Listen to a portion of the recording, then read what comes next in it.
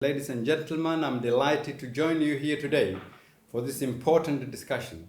I'm grateful to Chatham House for regularly providing a platform for open dialogue and exchange on Somalia as part of its focus for this century to enable and build peaceful, sustainable, and inclusive societies. Chatham House, throughout the first century of its existence, has been a friend to Africa and the global South, giving audience to legendary independence leaders such as the 1931 address by Mahatma Gandhi, where he set out the vision that still drives India today, 90 years on. I would also like to take this opportunity to thank Professor Laura Hammond for her kind introduction and particularly for her continued service and dedication to social issues in the Horn of Africa and globally. Excellencies and ladies and gentlemen and colleagues, we meet at a time when the COVID-19 pandemic has cost the world over 2 million lives thus far, disrupted lives and livelihoods, and is leading to the deepest global recession. The crisis has magnified the disparities and inequalities of the world we share. It is currently playing out in a vaccine nationalism, where some countries have secured billions of doses of COVID-19 vaccines, while others struggle to access supplies. Where over 108 million doses of the vaccine have been administered, and less than 50,000 of that number is in Africa. Even if there was access, a country like Somalia would not be in a position to financially place an order for purchase and would only depend on the goodwill of the world to donate vaccines. The COVID-19 crisis has also aggravated and magnified economic and social challenges that already exist within nations. In the Horn of Africa, simmering political tensions in Ethiopia has led to armed conflict in the Tigray region, with thousands of refugees crossing the border into Sudan, even as border tensions escalate between Ethiopia and Sudan. These tensions, along with Eritrea's long-standing conflict with the TPLF and the Somalia-Kenya border challenges, may alter the regional order and endanger stability. Somalia finds itself in the middle of a volatile region with its additional baggage of 30 years of uncertainty and instability. To weather this unprecedented storm, the Somali people must therefore understand the grave importance of sustaining the progress achieved over the past 2 electoral cycles since the end of our transitional government. For the past decade, despite the shortcomings and challenges in Somalia, there have been indirect electoral processes that were largely viewed as peaceful and acceptable to all political stakeholders, leading to a peaceful transfer of power. Unfortunately, this year, the ongoing electoral impasse risks that hard-earned political culture, which is one of the major positive achievements of the past 30 years. Upholding democracy and conducting free, fair, and transparent elections is not a challenge only in Somalia, and while democracy is the most preferred system of governance, we have recently learned that it requires strong and mature institutions to ensure its protection, although it is the citizens' fundamental rights. Citizens around the world have the right to elect their preferred leaders, but sometimes the result of seemingly democratic elections can produce undesired leadership that puts to test all democratic values and ideals. Other times, democracy can be hijacked in the absence of a strong institutions. The recent US election is the latest example of how well-functioning institutions safeguarded the world's oldest serving democracy. Therefore, if there was ever any doubt of the importance of strong, viable institutions, the aftermath of the US 2020 election is our lesson. Somalia, as a nation, can affirm in the absence of a strong and viable institutions, individuals take on that role, and we depend on the goodwill of those individuals to prevent the nation from crisis and conflict. The current electoral impasse, simply put, is a situation where the nation's institutions could not safeguard against attempts to derail the very fabric of the social contract that has existed between the Somali people. This has paved the way for grave mistrust that goes beyond fear of mismanagement of the electoral process. And although there was initially an agreement by the federal government and the federal member states on September 17, 2020, on the conduct of an indirect election, challenges arose in the arbitrary management of the implementation phase. These challenges include the unilateral appointment of electoral management committees that included civil servants, security personnel, and known supporters of the current leadership. It also included the undue interference in the electoral management of the Somaliland seats. It included the unrest in some of the federal member states, especially in Gaaro and in Madaxweyne, as a result of interference by the FGS with the intention of unduly influencing the electoral process. It also included the real fear of militarized election. History tells us that the development and trajectory of fragile countries such as ours are inevitably linked to the management of electoral processes. An attempt to arbitrarily implement an electoral process without the agreement of the majority of the political stakeholders will result in a dire consequence and might have long-lasting repercussions. The main risk of a disputed electoral process will result in a disputed outcome that will not be legitimate in the eyes of the majority of the stakeholders.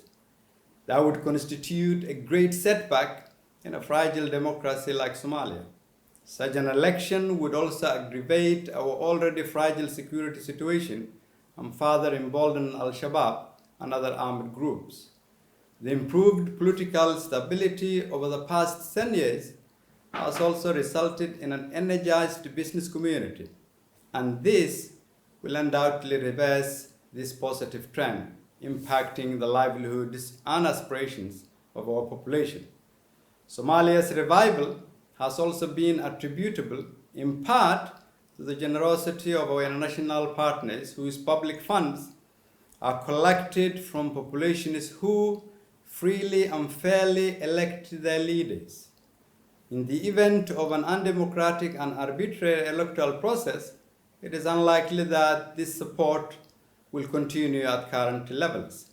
A volatile electoral process would also dampen the recent active participation by Somalia's youth in our country's reconstruction. Ladies and gentlemen, to further paint this picture, Somalia soon will be in an uncharted territory. The mandate of our federal parliament, the backbone of our democracy, expired on the 27th of December 2020. And in 4 days, our country faces a critical constitutional crisis where the president's mandate expires on February 8. Considering both the executive and legislature will have lost the legitimacy to govern, the only solution to avert this looming crisis is therefore an immediate political solution. The focus should now shift to a consensus-based agreement between all political stakeholders. These will include the federal member states, representatives of the government whose term is expiring, the union of the presidential candidates, and non-partisan groups such as civil society, women leaders, business community, youth, religious leaders, and members of the international community.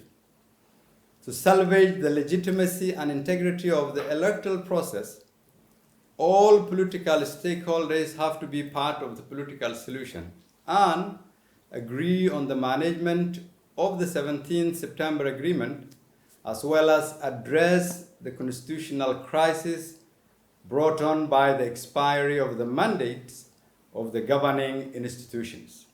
This will require selfless leadership from all stakeholders that puts the nation's interest before personal and political ambition. And while we seek solutions for today's crisis, we must also learn from this challenge so as to not repeat the mistake of the past and rebuild institutions that can safeguard against such situation in the future. Having that in mind, while I was in office, we undertook the biggest and most challenging reforms that our country had undertaken in the past 30 years.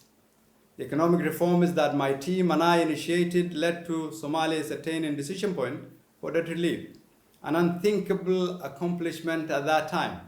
The critical and sometimes dangerous security reforms that we undertook reinstated faith in Somalia's security institutions internally and also built trust with our main security partners. The reforms of our civil service contributed to a greater commitment by the government to ingrain a new work culture in our public services to execute their responsibilities. By embracing this new culture of accountability, corruption was no longer a taboo subject. Public servants were more motivated to execute their mandates, and the general public were more committed as engaged citizens willing to do their part in the rebuilding of our nation. The new culture, above all, inspired many of our Somali youth to take their rightful role as the drivers of transformative agenda and change for our country. Unfortunately, the political challenge of the past 6 months, the lack of focus of continued reforms, and the deep mistrust in government's electoral management halted the progress made thus far. For our country to emerge out of its perpetual situation, the next administration must prioritize the rebuilding of a viable institutions and a functioning economy in order to be able to provide services, sustain its activities, and ultimately gain legitimacy in the eyes of the Somali people. This is because without functioning economy, any government will not be able to provide services to its people. And any government that is not able to provide services to its people will not enjoy the popular support of its population. And based on my experience, our country cannot establish strong institutions and promote sufficient economic growth in order to meet our society's needs if we do not undertake critical and comprehensive political reforms that are necessary to attain political security and economic stability. For Somalia to achieve political stability that would aid institution building, economic growth, and service delivery, it is important for the next administration's priority to be the completion of the provisional constitution. This would unblock a number of interconnected priorities that have been pending over the past 12 years, including attaining one person, one vote, improved security, and advanced federal structures. The completion of the Constitution would provide the basis for a strong and legitimate governance structures and address the deep mistrust that has existed in the country. The next leadership must therefore prioritize inclusive political dialogue to address the contentious and long-standing issues that have always been set aside to conclude the Constitution. These include, but are not limited to, finding a solution to the status of Mogadishu, having agreement on fiscal federalism, the electoral and political party system, and an agreed structure of government that can lead to stability. The completion of these and other articles will require both technical and political expertise, but the essence of succeeding is to promote inclusive political reform that includes all stakeholders and making it the number one national agenda. These political objectives will enable the changes we need to encourage social cohesion, improve security, rebuild our economy, attract investors, and enhance the capacity of government to deliver services.